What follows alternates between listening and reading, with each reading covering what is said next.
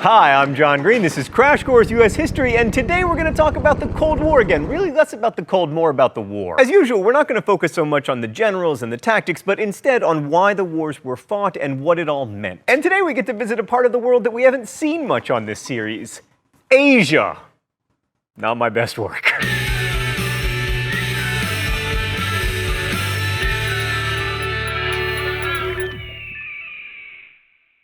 So we're going to start today with the place where the Cold War really heated up, at least as far as America's concerned. Mr. Green, it's Vietnam. Close, me from the past, but like all your romantic endeavors, unsuccessful. The correct answer is, of course, Korea. Like me from the past, many Americans have forgotten about the Korean War, which lasted 3 years from 1950 to 1953, and is sometimes called the Forgotten War. But it was real. The Korean War was the first real, shooting war that Americans were involved in after World War II, and it was also the only time that American troops directly engaged with an honest-to-goodness communist power. I am referring not to North Korea, but to China, which became communist in 1949 and qualifies as a major world power because it was, and also is, huge. We love you, China. Just kidding, you're not watching, because of the Great Firewall. So the end of World War II left Korea split between a communist North led by Kim Il-Crazy Pants Sung and an anti-communist but hardly democratic South led by Syngman Rhee. The two were supposed to reunite, but that was impossible because they were constantly fighting that cost around 100,000 lives. The civil war between the two Koreas turned into a full-fledged international conflict in June of 1950 when Kim Il-sung invaded the South and the U.S. responded. Truman thought that Kim's invasion was being pushed by the Soviets and that it was a challenge to the, quote, free world. Truman went to the United Nations and he got authorization, but he didn't go to Congress and never called the Korean War a war, insisting instead that American troops were leading a UN police action. But that was kind of a misleading statement. General Douglas MacArthur was in command of this tiny little police force at the start of the war because he was the highest-ranking general in the region. He was also really popular, at least with the press, although not so much with other generals or with the president. Under MacArthur, UN forces, which basically meant American and South Korean forces, pushed the North Koreans back past the 38th parallel where the two countries had been divided. And then Truman made a fateful decision. The United States would try to reunify Korea as a non-communist state. Which, if you've looked at a map recently, you'll notice went swimmingly. America's allies and the UN all agreed to this idea, so up north they went, all the way to the northern border with China at the Yalu River. At that point, Chinese forces, feeling that American forces were a smidge too close to China, counterattacked on November 1st, 1950, and by Christmas, the two sides were stalemated again at the 38th parallel, right where they started. The war dragged on for 2 more years, with the U.S. pursuing a scorched earth policy and dropping more bombs on Korea than had been dropped in the entire Pacific theater during World War II. The two sides tried to negotiate a peace treaty, but the sticking point was the repatriation of North Korean and Chinese prisoners who didn't want to go back to their communist homelands. Meanwhile, at home, Americans were growing tired of fighting a war that they weren't winning, which helped to swing the election of 1952 for Dwight Eisenhower. Also, he was running against perennial presidential loser Adlai Stevenson, who was perceived as an egghead intellectual because his name was Adlai Stevenson. In addition to helping Ike get elected, the Korean War had a number of profound effects. First, and most importantly, it was expensive, both in terms of lives and money. In 3 years of fighting, 33,629 Americans were killed, 102,000 were wounded, and nearly 4 million Korean and Chinese people were killed, wounded, or missing. The majority of Korean casualties were civilians. The Korean War also further strengthened executive power in the United States. Truman went to war without a declaration, and Congress acquiesced. This doesn't mean that the war was initially unpopular. It wasn't. People wanted to see America do something about communism, and allowing Kim to take the South and possibly threaten Japan was unacceptable. However, the whole idea that you don't really need to declare war to go to war, while not new in America, sure has been important in the last 60 years. And the Korean War also strengthened the Cold War mentality. I mean, this was the height of the Red Scare. Also, the Korean War set the stage for America's longer, more destructive, and more well-known engagement in Asia, the Vietnam War. Oh, it's time for the mystery document? The rules here are simple. I guess the author of the mystery document, I'm either right or I get shocked. All right, let's see what we got. The Declaration of the French Revolution, made in 1791, states, "All men are born free and with equal rights and must always remain free and have equal rights." Those are undeniable truths. Nevertheless, for more than 80 years, the French imperialists, abusing the standard of liberty, equality, and fraternity, have violated our fatherland and oppressed our fellow citizens. They have acted contrary to the ideals of humanity and justice. In the field of politics, they have deprived our people of every democratic liberty. Well, Stan, that sounds like a Frenchman who really doesn't want to be French anymore. So it's somebody who's very disappointed by the way that France has been running their colonies. I'm gonna guess that it's North Vietnamese leader and crash course chalkboard person Ho Chi Minh!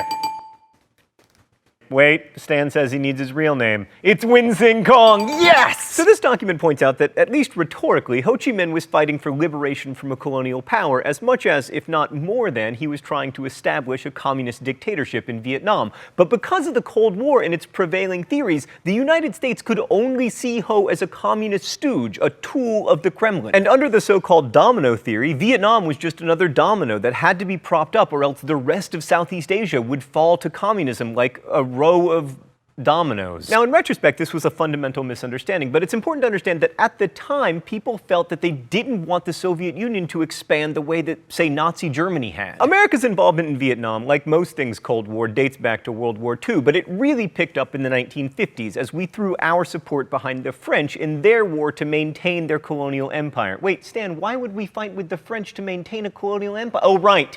Because we were blinded by our fear of communism. Now, Eisenhower wisely refused to send troops or use atomic weapons to help the French. Really good call. And the Geneva Accords were supposed to set up elections to reunite North and South, which had been divided after World War II, but then we didn't let that happen. Because sometimes democracies don't vote for our guy. Instead, the US began supporting the repressive, elitist regime of Ngo Dinh Diem as a bulwark against communism. Diem was a Catholic in a majority Buddhist country, and his support of landowners didn't win him any fans, but he was against communism, which was good enough for us. The first major involvement of American troops, then called advisors, began in the early 1960s. Technically, their role was to advise the Army of the Republic of Vietnam, also called ARVN. How did they not know this was doomed? Let's fight for ARVN against this guy. You are scary. Seriously. Anyway, pretty quickly this advising turned into shooting, and the first American advisors were killed in 1961 during John Kennedy's presidency. However, most Americans consider Vietnam to be Lyndon Johnson's war, and they aren't wrong. The major escalation of American troops started under Johnson, especially in 1965 after the Gulf of Tonkin incident. This is one of the great incidents in all of American history. So in August 1964, North Korean patrol boats attacked U.S. warships in the Gulf of Tonkin. As a result, Johnson asked Congress to authorize the president to take, quote, all necessary measures to repel armed attack in Vietnam, which Congress dutifully did with the Gulf of Tonkin resolution. So why is this one of the great incidents in American history? Because the whole patrol boats attacking warships thing, that didn't happen. None of that stuff happened, except we did actually go to war. Now, in retrospect, this seems like a terrible idea, but it was very popular at the time because, to quote the historian James Patterson, preventing communism, after all, remained the guiding star of American policy. Wait a second, did I just say, to quote historian James Patterson, like the crime novelist? Oh, it's a different guy, apparently. That's a bummer. He doesn't write his own books because he's so busy with his secret career, being a historian. So the number of American troops began a steady increase, and so did the bombing. The frightfully named Operation Rolling Thunder began in the spring of 1965, and in March of that year, 2 Marine battalions arrived at Da Nang Air Base authorized to attack the enemy. No advising about it. But Johnson didn't actually tell the American public that our troops had this authorization, which was part of a widening credibility gap between what the government told Americans about the war and what was really happening. Let's go to the thought bubble. By 1968, there were about 500,000 American soldiers in Vietnam, and the government was confidently saying that victory was just around the corner. But then in January, Vietnamese forces launched the Tet Offensive, and while it was eventually repelled, the fact that the North Vietnamese were able to mount such an offensive cast doubts on the claims that U.S. victory was imminent. The Vietnam War itself was particularly brutal, with much of the ground fighting taking place in jungles. Rather than large-scale offensives, troops were sent on search and destroy missions, and often it was difficult to tell enemy from civilian. Capturing territory wasn't meaningful, so commanders kept track of body counts, like if more enemy were killed than Americans, we were winning. In addition to jungle fighting, there was a lot of bombing, like more bombs were dropped on North and South Vietnam than both the Axis and Allied powers used in all of World War II. The US used chemical defoliants like Agent Orange to get rid of that pesky jungle, and also napalm, which was was used to burn trees, homes, and people. Television coverage meant that Vietnam was the first war brought into American living rooms, and people were horrified by what they saw. They were especially shocked by the My Lai massacre, which took place in 1968, but was only reported a year later in 1969. These draftees were young and disproportionately from the lower classes, because enrollment in college or grad school earned you a deferment. So unlike previous American wars, the burden of fighting did not fall evenly across socioeconomic class. Thanks, Thought Bubble. So as Americans at home became increasingly aware of what was going on in Vietnam, protests started. But it's important to remember that the majority of Americans were not out in the streets or on college campuses burning their draft cards. Right up through 1968 and maybe even 1970, most Americans supported the Vietnam War. During the 1968 presidential campaign, Richard Nixon promised that he had a secret plan to end the war and appealed to the silent majority of Americans who weren't on board with the anti-war movement. So the first part of Nixon's secret plan was Vietnamization, gradually withdrawing American troops and leaving the fighting to the Vietnamese. The second part involved more bombing and actually escalating the war by sending American troops into Cambodia in order to cut off the so-called Ho Chi Minh Trail, named for this guy, a supply line that connected north to south. Not only did this not work, it also destabilized Cambodia and helped the Khmer Rouge to come to power. The Khmer Rouge represented the absolute worst that communism had to offer, forcing almost all Cambodians into communes and massacring 1/3 of the country's population. So, not a great secret plan. In the United States, by 1970, the anti-war protests had grown, and discontent within the armed forces was enormous. Vietnam veterans, including future almost President John Kerry, were participating in protests, and things got even worse in 1971 when the New York Times published the Pentagon Papers,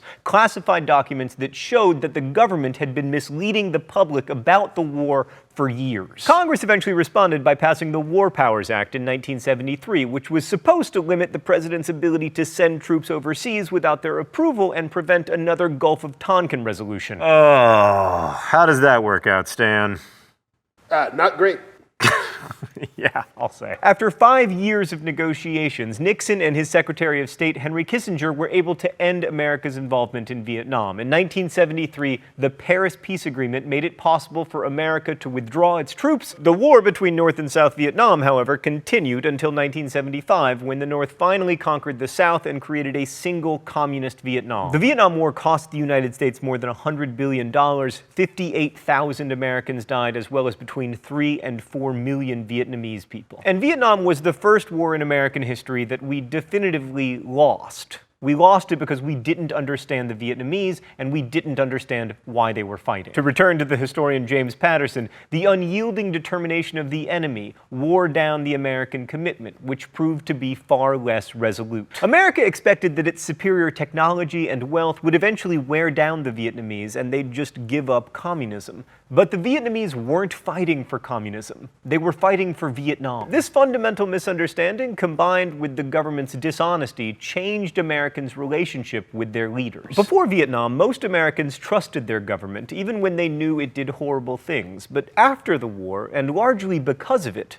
that trust was gone. Thanks for watching. I'll see you next week. Crash Course is made with the assistance of all of these nice people, and also through your support at Subbable. Subbable is a voluntary subscription service that allows you to support Crash Course at the monthly price of your choice, including $0. So if you enjoy and value Crash Course, I hope you'll consider supporting us through Subbable. If you can't afford to do so, that's fine. We're just glad that you're watching. You can click my face, or there's also a link in the video info. Thanks again for watching Crash Course, and as we say in my hometown, don't forget to be awesome.